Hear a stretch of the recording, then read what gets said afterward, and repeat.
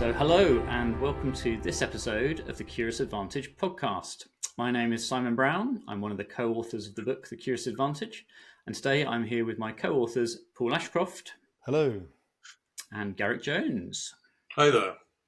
And we're delighted to be joined by Abhijit Bhaduri. Hi, Abhijit. Hi, thank you for having me here. Thrilled to have you. So, a big welcome to the Curious Advantage podcast.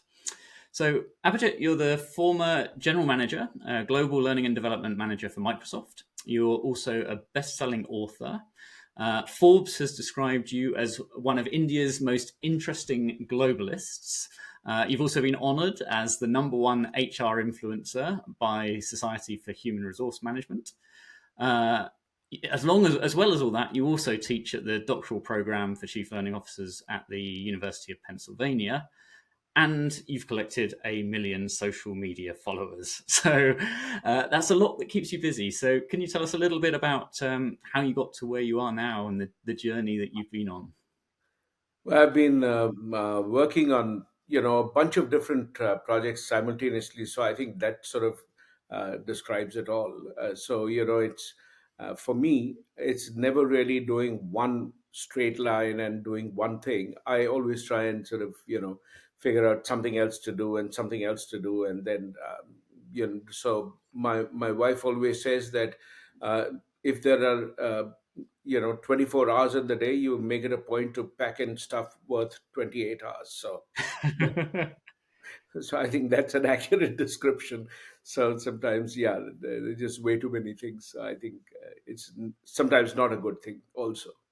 So in your latest book, Career 3.0, 6 skills you must have to succeed. You mentioned that the old model of learn, earn, and retire isn't viable anymore, and we need a new approach to navigate through the complex and uncertain landscape of work. So, tell us more about that. So, tell us, what is Career 3.0, and we'd love to hear more.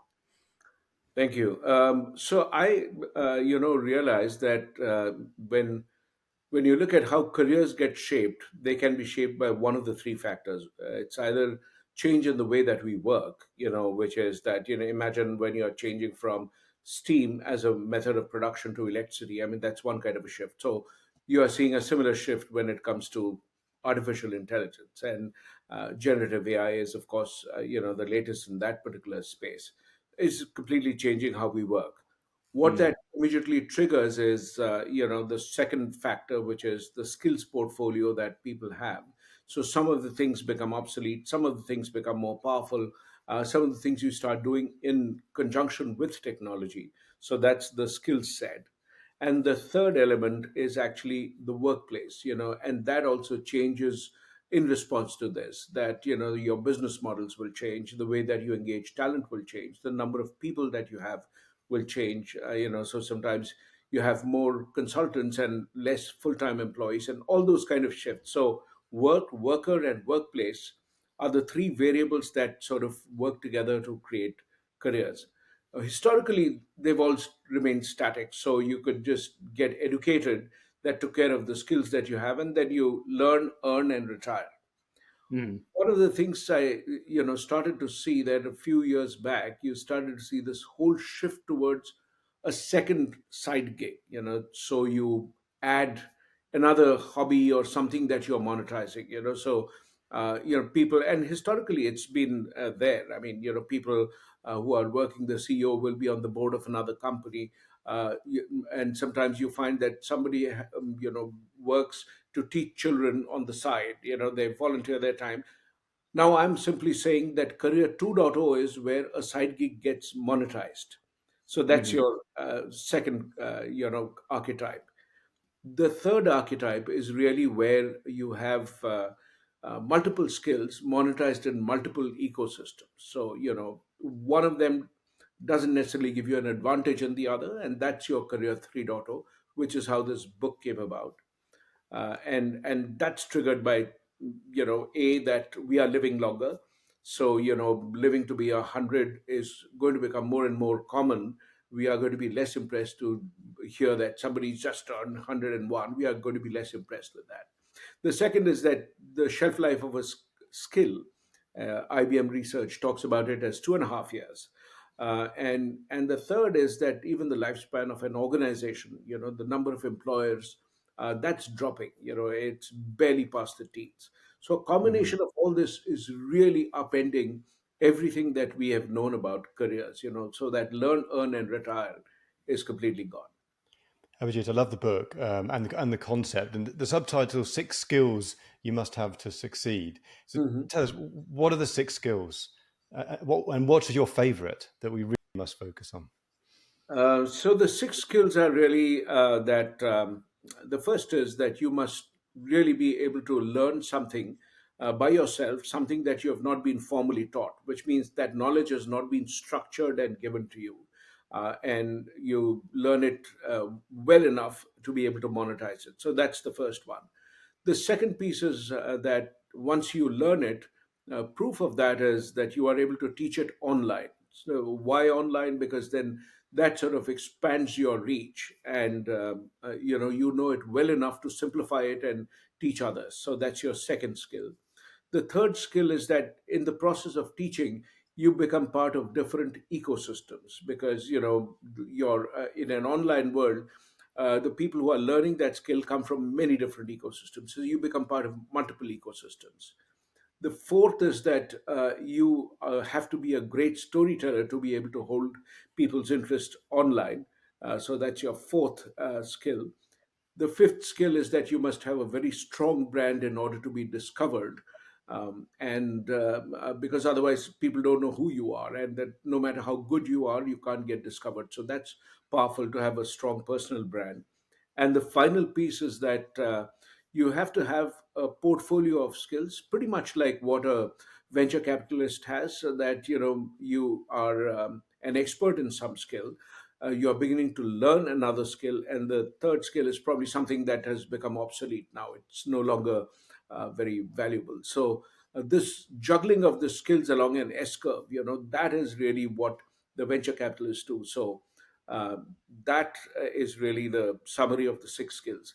My favorite one, I think, would be really the portfolio of skills. Ah, of course, all of it. I love the fact that you be so clear about what's happening digitally and the ecosystem that we and the next generation are inhabiting. Number of things come to mind when we wrote Curious Advantage. The One of the questions we were pondering on is what do we teach the next generation? The digital world can seem very narrow at times, and the bandwidth can seem narrow.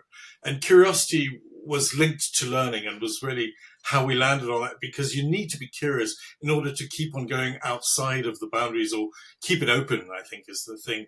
The thing I also relate to a lot is the ecosystem, a completely different way of learning, different way of being in the world in some respect. We need skills now, and the next generation needs skills that we haven't necessarily been taught. The pyramid is no longer the top down. There's a hyper connected cloud, as you say. And the thing that really grabs me about the ecosystem is how it's impacting our daily lives, how we're living in different places, and what you say about multiplicity, how we're living in parallel lives simultaneously. You can't be in just one place. You have to have side hustles going on at the same time. These are all important skills, and I'm curious about the ecosystem. Can you tell us a little bit more about how we are supposed to successfully navigate this new world? So I wish I had a very clear answer, but the way I would sort of think about it is um, people with multiple interests, the curious mind. You don't really see a division between the subjects, and the world is becoming so complex that it is increasingly more difficult to segregate, a subject and say this belongs to this subject and not to the other. So, for example, if you look at the Nobel laureates, most of them are now, the prize is given to a group of two or three people who've collaborated sometimes across disciplines. So, very hard to say that, is it, when you say biochemistry, is it more of bio, or is it more of chemistry, or is there no physics involved, or, computational biology? If you look at the fields that are emerging, They're all sort of really an amalgam of different skills, with different disciplines. So when you think about it, when your curiosity sort of spans more than one discipline, you automatically start meeting people who are at different parts. So for example, I've always been fascinated by the world of mass media. So I've been interested in radio, and so I used to do some work at a radio station earlier when I was growing up. And so then you get to meet not just the voiceover artists. You meet the newsreaders, you meet the people who are doing the sound production, then you meet the electrical engineers there, you meet the people who manage the studio settings, all of that. So you begin to see all different professions who are part of that ecosystem, which means, to take an organizational construct, you find everybody in that organization chart. You are able to sort of really see what they are doing, how that connects to that particular ecosystem. So when you move across to another ecosystem, for example, when I started to write, for newspapers, you begin to see that there is a similar kind of a hierarchy. You have editors, you have journalists, you have investigative journalists, you have film journalists, and so there are sub-disciplines, and you begin to see all of it as creating this. So when you step back, you get a much broader view of this. So then you add in your experience, let's say, with television. So I did a Mm. little bit of work on that, or theater. So so you begin to see that you begin to find a lot more common, rather than the differences. When you look at it from a distance, you see differences. When you begin to connect the ecosystems, you begin to see a lot more pathways that are common. So I And think so, that's the way I would describe it. yes, so you're encouraging us to take a holistic approach, look at everything you're connected to, not just your one discipline, and explore, learn, and be curious, learn the languages, learn what they're doing, because that enriches what we do today. That's what I'm hearing. I love the fact that I imagine you as a radio DJ, perhaps. But the other thing I'm also intrigued about is you've written a book called Dreamers and Unicorns, which is all about Yeah, leadership, talent, and culture being the new drivers of growth. And can you tell us more right. about, and what does it mean to be a unicorn or a dreamer in this context? So I use the term dreamers and unicorns to describe majority of the organizations that you see. When people start their little, solopreneur adventure, they have one or two employees and they get started, in their entrepreneurial journey. That's the dreamer. They want to do something. They've got a plan and they've got a product idea in mind. Sometimes five friends come together. The unicorn is when they reach a certain scale which addresses a large geography. The people that I was interviewing were all these people who had their product reach different corners of India, which is a fairly large country. You see them going about, and that takes a long time to scale up. So what was really common to all the people who had scaled up were people who had invested in leadership, talent, and culture. Mm, And then there are two other categories: the market shapers. These are people whose products change lives. These are the people, the everyday, the largest brands. If you take, in today's world, when they say the big seven, these are companies that have really sort of changed and redefined sectors, or redefined a certain way in which we live and work. So those are the market shapers. And then you have a category in between each one of these, which are the incumbents. That these are the people who've not been able to innovate. They haven't been curious enough, and therefore they have just withered away. They might have had an advantage, and then they have just given it up. And the common factor for success was, these are all the people who fail to invest in leadership, because the leader sets the vision. Talent, which is that you get the set of portfolio of skills together, and then you have culture, which keeps the people that you've hired, because it's probably easier to acquire talent than to retain and get them to be continuously aligned to the vision and excited about it. So yes, I'm that's excited. the premise of the book. That's it's fascinating. I'm excited about India. When you talk about India, there's so much to learn from India. I always remember talking to one of the government some years back when they were talking about putting the optical fiber backbone into India, and they said, "Don't talk to us unless you can help us put 600,000 villages in place in 2 years. And they achieved it. And there's a lot we can learn about scale, I think. Same with the railways in India. Nobody knows how to scale quite like the Indians. I mean, there's so much coming out of some of the older cultures, but also, of course, lots to tell about pointing to the future. I'm fascinated about brand and also what you talk about, personal brand, and why that's important in this ecosystem. Yeah, when we had Career 1.0, uh, your personal brand didn't quite matter. You were employed by a certain company, and your business card was really your brand. So if I say that I work for so and so company, and I flash my business card, if you think about it, that's how people would introduce themselves. They would say that, I'm so and so person. I work for this company. That's what they would say. But increasingly, we find that, the moment you have career 2.0 model, what happens is your identity also shifts and gets divided between two different fields. So, there's someone who's very famous in India who's a qualified medical doctor, but is actually also a singer, rock singer, and is much better known perhaps as a singer. So this person called Palash Sen is a doctor, but is better known as a rock singer. So when you think about it, what is he? I mean, he's both. That's an and kind of a identity. He's a doctor and a singer. When you look at the career 3 model, you're juggling three or more identities. So you're a YouTube star. You are also a writer perhaps, and you also have a job in some particular company that you're running. When you look at these kind of things, the ability to get discovered actually comes from having a strong personal brand.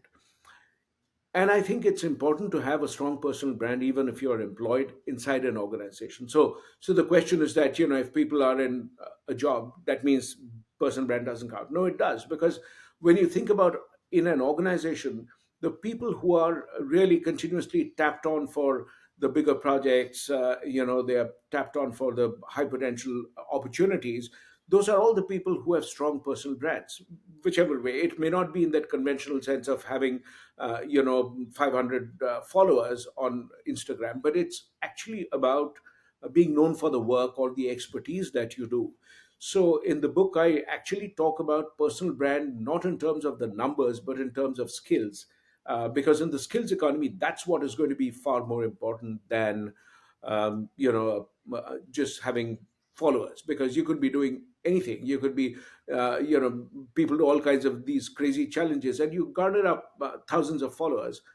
That's not necessarily a personal brand, because what are you really known for? What will people think of when they have a problem? Which problem will they go to you for only?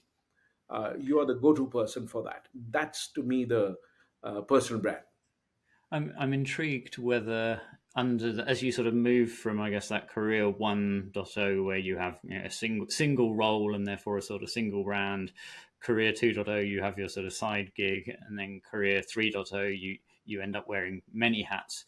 Does it lead to greater authenticity in your brand because actually you have to show up in so many places that you need this sort of consistency across? I mean, the example of the medical doctor and the rock star, I wonder there, is it a consistent, authentic brand between the two, or is it two completely different brands, and you're sort of changing hats between the brands and sort of have the complexity of I'm one character here and one character here? And I'm intrigued on what you see around the authenticity side of it. I think that's a great question, because some people actually deal with it sequentially. And it happens because they were trained to be pursuing a certain kind of a profession. Then they shifted opportunities and they start doing something else. Now, if you think about it, inside an organization also, as people become people managers from individual contributors, you're having to juggle two things. You have Yeah. your own work and you are managing the work of the team. So that's your career 2.0 kind of a model. The classic definition, if you look at a CEO, the CEO is actually career 3.0 person. It manages the outside and the inside, managing sometimes the different geographies, different functions, different stakeholders, the board, the media. And that's truly, Mm. in a classical sense, that is truly a career 3.0 role inside an organization. But there are people who can follow exactly the same thing outside. So it's not really fragmentation of the identity. It's actually, it just integrates it better. People, uh, Mm. when they struggle with it, they are still trying to piece those little bits together, and they get overwhelmed. But that's also something that happens when you take up something new. When you become a people manager for the first time, it is very, very overwhelming, because you seem to be constantly losing track of what you have to do, and then you go back to managing the team, and then you kind of think, oh my god, I'm not doing my own work. Then you do that, and you think the team is going haywire. So people do straddle that for a bit, and then they find the rhythm. So you just have to give it enough time. So that's how I define it. So it's not really something which can't be done inside an organization. Yeah. And on the final question on brand as well. So, I mean, you've evidently been very successful in building a brand. You've got 1 million social media followers. You're a successful author. You've had a very successful career through corporate. So, what would be, and maybe this is in the book, but what would be your advice on building that personal brand? Because I imagine a lot of our listeners are sort of sitting there thinking, where do I start to build that brand? What do I need to do to actually do that? Do you have any tips that people could adopt in order to build their own personal brand? By definition, personal brand is something that you discover for Of course. yourself. Yeah. But I can share what I sort of, when I look back and try to connect the dots. I would think that I started by actually bringing in my hobbies into the work that I do. So I've been interested in writing and drawing and sketches and all that stuff. So um, back in the day, when and this is definitively going to date me when I talk about that. So when you would have those transparencies used in classrooms, when I would be teaching in college, I would, instead of having just text, I would illustrate them with little cartoons on the side and do that. And that was something that I would do pretty regularly. Uh, And then later on, when I would write on blogs, I would write about the work that I was doing. So that I would write about all the work that I was doing with my clients, or the work that I'm doing or reading about, a book review. And um, I found, I used to do these little notes, which are sort of really, you take a visual summary, because I think visually. So when I read a book, even your book, when I've read, I've really loved it. And thank uh, you. I have a, which I'm going to sort of publish pretty soon. And, I said that this is a book. Here are some things that struck in my mind, Mm, and I illustrate those. And then, of course, when you put it out in the public space, you do add a little bit of color and all that to show off a little bit. But fantastic. but when I would do those, somebody just simply said that, why don't you publish these, along with the articles? So I said, that's a great idea. So I started adding those. So slowly over time, if you see, the transition is exactly the same. You bring in your hobbies, you integrate them into your work, and then you sort of, in that case, you build a fairly unique combination that you are able to do something which is essentially you, because that's the only way you can sustain it over Mhm. time. And then it's something that people enjoy and derive value out of. So it's not done for you yourself, but this is a way in which I learn, because it simplifies something in my head. Hopefully it simplifies things for others as well. So Abhijit, one of the things that is certainly changing the skills landscape is Gen AI, and I know you're researching and you're writing on this topic in particular. In the book, you talk about the AI phone moment that we're going through. Could you tell us a bit about your perspective on how Gen AI is changing the landscape for organizations? I think when you look at, again, if I were to go back to that workplace kind of model, if you see, Gen AI is redefining the threshold of what we consider to be an expert. So let's take a very simple example. Most smartphones, have had the kind of technology that improves an average person's photographs dramatically. So, even the average person can take phenomenal photographs today. So you see Instagram. I mean, that's a so work has changed, which means the way we take photographs has changed. The skills required to be a professional photographer, that threshold has become substantially higher. So I have friends who are professional photographers.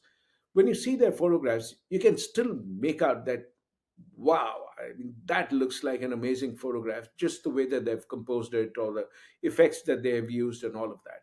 But even those, you can today, substitute some of that with Gen AI because, Gen AI also generates photographs. So an artist, I mean, I illustrate stuff, but I was just thinking that something like this, which would, so I illustrate something that I've read, I illustrate those, in drawings, but Gen AI could do its own version of something like that. So the skills that you need, they are going to change, and the workplace models are going to change because every single role that the organization has to be divided into three categories. That you have to see the tasks that can be done by humans alone, which could be, let's say, motivating somebody, or all the things that you are doing through relationships and conversations. Those get to be done by humans.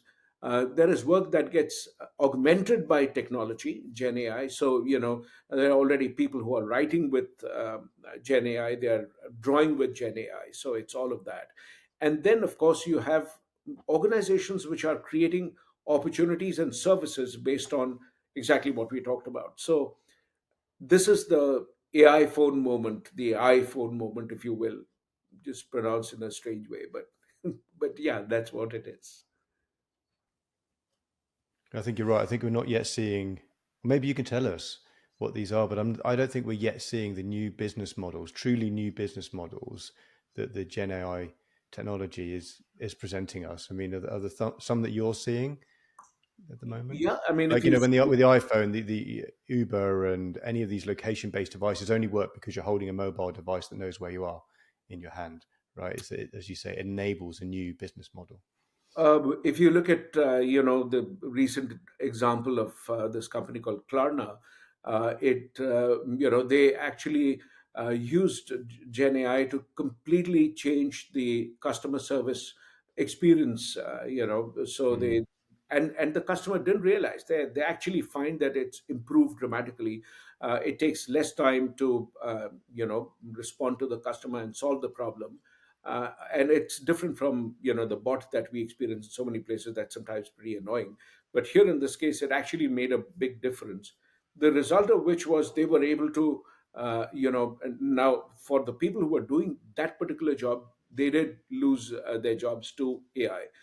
But I think what it'll mean is that just what we use humans for, that concept is going to change. The interesting element of that is, a company called Teleperforma in France. They lost about $1 billion of their valuation, the market cap, because of what Klarna did. Which means, even though it is something which is happening in a different time and space, it can impact you. So, Shifting the landscape, right? yeah, it's just a completely different notion of competition because we used to, in the earlier industrial model, used to have the organization was like a fish tank, so it was different from the rest of the world outside. We are now in a world where the fish tank has become part of the ocean. So you cannot say that, we are not going to respond to this. Think of the social issues that organizations have to take a stance on, and it backfires. And we've seen many such examples of the best of brands really, get it wrong. So I think the notion of many of these things, what you communicate on, what belongs inside the organization, what doesn't, where does work get done, every single assumption of ours is getting challenged. So uh, should people work entirely from home, sometimes from home, never from home? On some occasions at the start of a project, they need to be in the office, or every day in the office, for how many hours in the office, on some days in the office. Think of the number of variants. This is completely, and I kind of think that the pandemic was the biggest digital transformation project for the world, because Mm. a lot of assumptions that we had about the world of work completely got upended, because you don't need to have synchronous timing for being in the same office and at the same time. That got challenged. What a fundamental assumption that was. So I think So, lots is happening, and it's an evolving landscape. I kind of, somewhere in the book, I kind of mentioned that it's like day zero of the next journey. So really, so much is going to happen. We are just seeing the beginning of it, and uh, serious business models are barely evolving.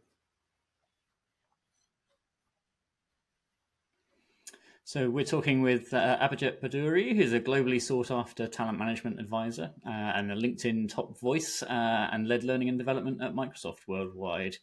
He's also the former chief learning officer for Wipro. He's an alumni of PepsiCo, Colgate, and Tata Steel, and he's the author of the best-selling books like The Digital Tsunami and Don't Hire the Best, as well as his latest book, Career 3.0, The Six Skills You Must Have to Succeed, which we heard about earlier. He's also honoured as a distinguished alumni of XLRI. His prolific writings are featured in Forbes, Harvard Business Review, Wall Street Journal, and more. So we're thrilled to have Abhijit on our podcast with us. So Abhijit, I'd like to come back to the Dreamers and Unicorns book. So you talked about how leadership, talent, and culture are the sort of the three things that differentiated the unicorns. So I guess all organizations have some sort of leadership. They have some sort of talent and some sort of culture. And it's interesting that we referenced some research, I think, in the book around how actually it's not culture that differentiates high performance. It's certain types of culture that differentiate high performance, because a culture could be negative or positive, toxic or positive. So what are the traits around sort of leadership, around talent, and around culture, the things that took these organizations to be successful when others failed along the way? You know, in retrospect, after I read your book, this was one book I wished I had written. Because I felt extremely bad that this was, such a Great indeed. fantastic book. Thank you. you know, I loved your book, The Curious Advantage, Thank you. because at the heart of what we talk about, the culture of curiosity is really where it all begins. So it's extremely hard to sustain, even if the head of the business is a person who has a great idea. They need to assemble a team of people. So the leader sets the vision and says, okay, we are going to move from driving always in the north, we are going to go northeast, or northwest, whatever. So they set the direction. They decide where the investments are going to be shifted from and to. So the as is and to be vision is defined by the leader. But when they do that, every time there is a reshuffling of the talent that you need.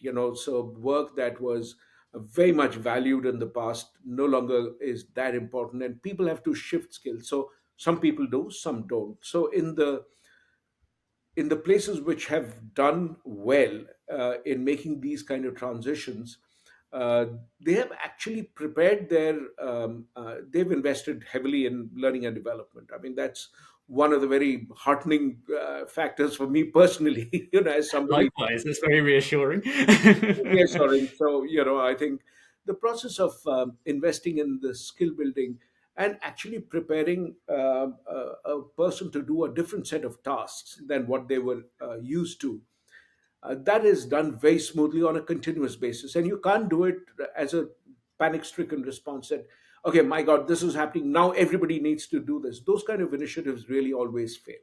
The moment, and learning, the moment it is done, through coercion or through, forced measures that you have to Mm. complete this, without which you don't get promoted or whatever, those models just don't work. So the skills portfolio needs to be moved smoothly to respond to the shift in the marketplace or the opportunities or the vision of the leader.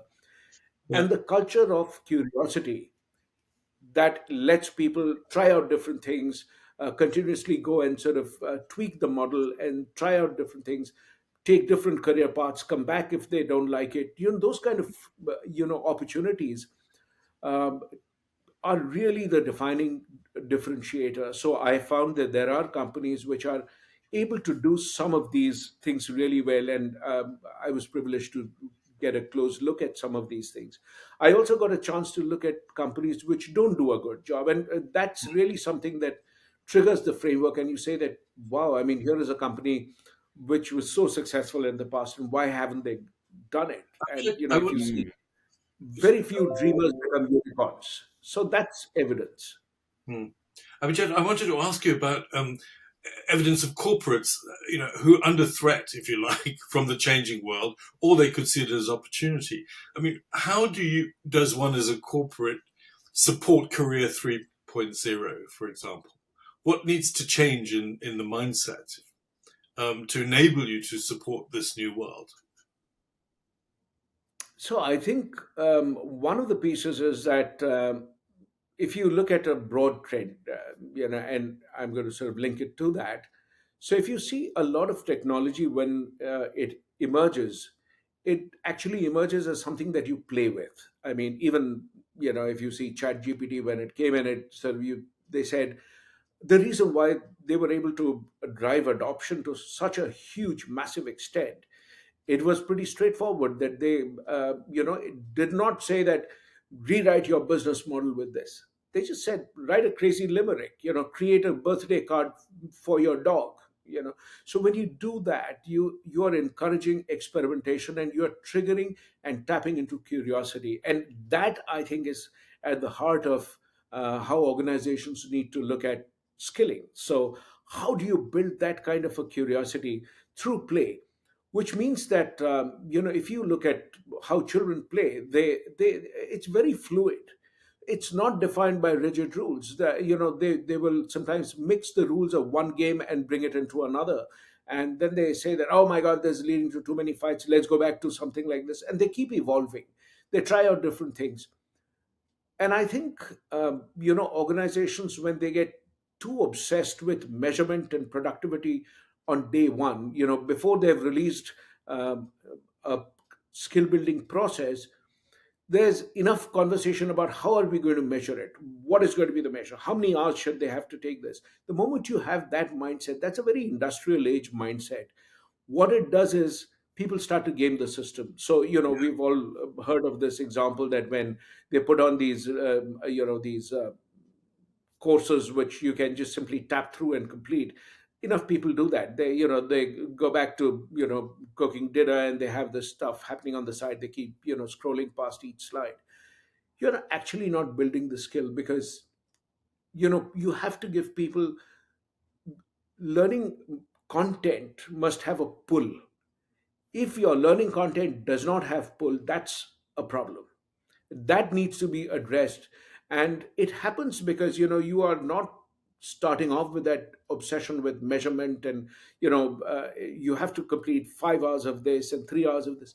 Let people play with it. They'll probably land up doing much more, and they'll land up building much deeper set of skills. The moment it's human nature. When you tell people you have to do this, they instantly revolt. I mean, there is research which shows that when uh, children were asked to play with magic markers, and they said you have to use these magic markers, the moment they put that have to and made it mandatory, the children said, but we don't like playing with magic markers. So that's what human beings are. They Yes, don't respond well to push. So learning comes from a pull methodology. that's brilliant. Abhijit, I want to go back to your favorite, as you said, of the 6 skills, and how to build a portfolio of skills and careers like a venture capitalist. And to be provocative, so one of the ways venture capitalists work, as I understand it, is they place several bets, True. and they expect some of those bets to pay off, but they expect and understand that quite a few of them won't. Mhm. How does that mindset work? Which, a bit like in curiosity, is um, uh, an openness to failure, as it were. How does that mindset work from an individual's point of view, but also from an organization's point of view when they're investing in skills and in their career? Do we want to try and fail fast when we're doing that to build that portfolio of skills? I think that when you look at that portfolio mindset, you've got to sort of see that everything that you are learning today doesn't necessarily get used right away. So being able to pick up a couple of things along the way, maybe it is something that you will bundle and then use it in some other shape or form. I mean, those are some of the things that organizations just have to be more comfortable with. So for example, if someone's trying to learn a language today, most companies, well, if they don't have an immediate use for it, they will say that, why are you keen to learn that language? Except for the fact that when, let's say, this person's skills are most useful, in another country where that language is being spoken, you already have somebody who has learned it because they love doing that and they've done it out of their, own free will. You're able to build a lot of those kind of skills, which you can always connect those dots. So, in some sense, the mindset of collecting the dots, has to be encouraged a lot more. Yes. And connecting the dots will be defined by the circumstances. Yes. We think, we've seen some research recently about companies that are offering broad education, not only technical skills, but, if you've got a certification, you can also choose to perhaps do a guitar course or a learning course, or something that seems on the outside, but which really builds the skill set of the human being. Companies that are offering broader availability, and so available these days with the content online, are getting better results and are getting better learning results in it. So there's a trend, we think, toward, just as you say, that broadening of what it means to be, in learning and development. Development is huge, and it covers so much of the whole human being, as you talk about. I'm interested in what are you personally most curious about right now, Abhishek? I like to I like to learn from people who are in the creator economy. I'm always fascinated by the world of creation, because if you look at the creators, what happens is they're continuously learning and experimenting continuously. Every single piece of work that they do, they are trying out, a new visual, they are trying out a new software, they are trying out a new angle, they are trying to address a new audience, they'll change the setting, they'll do that. They experiment on a day-to-day basis, and that's how their influence grows. I think one of the ideas that I had tried out with one of my clients, I mean, I kind of, then unfortunately I moved and I didn't get to complete that project. But the idea that I was working with is, for the initial portion of building a skill, invite these creators, the influencers and creators and different platforms. You have Instagram influencers, you have LinkedIn influencers, you have other Twitter influencers. You get them together and ask them to create content. So, and these people will take the most boring ideas and turn it into stuff that generates curiosity, because they're really trained to generate curiosity. And once people are curious, they travel the rest of the distance by themselves. So you don't have to have this whole model of uh, the police element of learning, that you better learn this kind of a model. People will do it on their own. So leverage, a set of creators, and they'll be very happy to work with, yet another set of the audience, potential audience. They do that because most of these creators already have an audience in your organization. So I think it's just taking it to another level altogether. I think So it builds on your point about ecosystem and connected to the network, right? You're exactly. creating that pull, you're starting the fire, you're starting that attraction into learning, but then you're saying you can let it go. I think what I heard you say earlier is, from an organizational point of view, don't be too attached to the immediate outcome, because you might not see the value tomorrow, but this may come further down the line, right? And also that, technology itself changes so much. I mean, think about, when ChatGPT was released, we said, okay, it's good for writing limericks. I mean, what good is this? But today there is a business case for using some of that application. Let's say there is Sora, which now does, cat videos of 60 seconds, and people say, oh yeah, I mean, so why would we care about cat videos? true, but tomorrow it could change the way that you write your learning content. Imagine what it could do. That could be such a game changer. So I think the ability to take, the other piece that I think has changed is, we spend far too much of time looking at creating perfect learning content, which has very little shelf life. So you spend months together creating content and saying that, okay, this has to be programmed like that. Content has to be something which is real and in real time. So here is something that has happened. So let's say there's a large event that is happening in the world, wherever you are. Linking that to the content that you are doing. A creator does it every single day. So they do that, they link that, they build that content in, and they make these two things connected. They pass it on to the learners inside the organization. They play with that content, and even if they don't necessarily get to participate in that world event, they've understood with yet another example. Okay, this is what this content is really all about. This is what is all about, and the skill gets built automatically as a byproduct. It's not the main aim. The main aim is to listen to the story and watch that thing fascinated, and you're curious about it and say, what next? So they work so much on everything from, when you write a post, you spend as much time writing that headline and saying that, is this going to be more attractive? You try it out, you do this, and then you get it done, but you still have a deadline, so you do it quickly. You don't spend 6 months developing that headline. Yes, it will be perfect, but the moment would have gone. So I think just being able to, that to me is the real risk taking and learning and development that organizations have a possibility of exploring. So we're coming close to time. I've been frantically scribbling notes of all this rich material that you've been sharing with us, Abhijit. So some of the things that we've covered over the course of our conversation. So hearing how you could somehow manage to defy time and pack 28 hours into a 24-hour period. We heard about the work, the worker, and the workplace, and how we've gone from career 1.0, where we would learn, earn, and retire, through career 2.0, where we had a hobby on the side that maybe we started to monetize, and now career 3.0, where we actually have multiple skills in multiple ecosystems. You shared some of the trends that are happening around, how we're hopefully all going to start to live to 100, or at least the life expectancy is going to extend.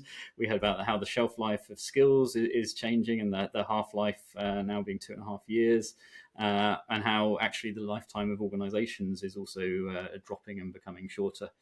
Then you took us through the powerful 6 skills to succeed from your latest book.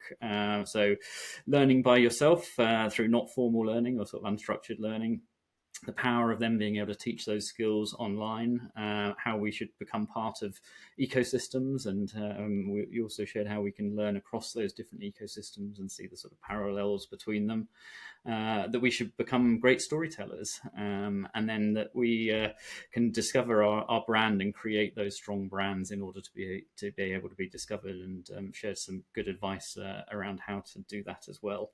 And then some great conversations around the sort of portfolio sort of skills and the sort of venture capital approach to skills, embedding in multiple skills. Some are expiring, some are coming.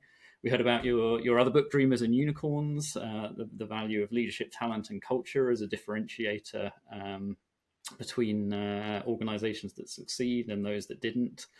Good advice around bringing our hobbies into work, and some of the examples around how you've done that as well. And then dived into Gen AI and some of the changes there with the AI phone moment, and some fascinating case studies of recent examples where AI has really disrupted as well. And then the power of a culture of curiosity as well, and the impact that can have. Lots there. If there's one thing from all of that maybe our listeners could take away, what would be your sort of one parting advice for our listeners? I mean, I think, I'm going to sort of steal the phrase that you wrote in my book, when you gifted me your fantastic book, The Curious Advantage. You wrote, stay curious. I think that to me is the essence. It really is the essence of careers, to be It's not going to be about where you're working or what kind of work. That'll keep changing, in terms of fluidity. But the people who are curious will really thrive in this world. Thank you. Well, you've certainly demonstrated to us that you very much fall into that category of a curious person, and it's been a great conversation. So a big thank you for joining us, Abhijit. Yeah, Thank pleasure you so much speaking with for you, having Abhijit. me. Thank you. So good. Brilliant. Thank you. So you've been listening to a Curious Advantage podcast. We're curious to hear from you. If you think there was something useful or valuable from this conversation, we do encourage you please to write a review for the podcast on your preferred channel, saying why this was so and what you've learned from it. And don't forget to give us a 5-star rating while you're there. We always appreciate hearing our listeners' thoughts and having a curious conversation. Join today, #CuriousAdvantage. Curious Advantage book is available on Amazon worldwide, audio, physical, digital, or audiobook copy now to further explore the 7 C's model for being more curious. Subscribe today and keep exploring curiously. See you next time.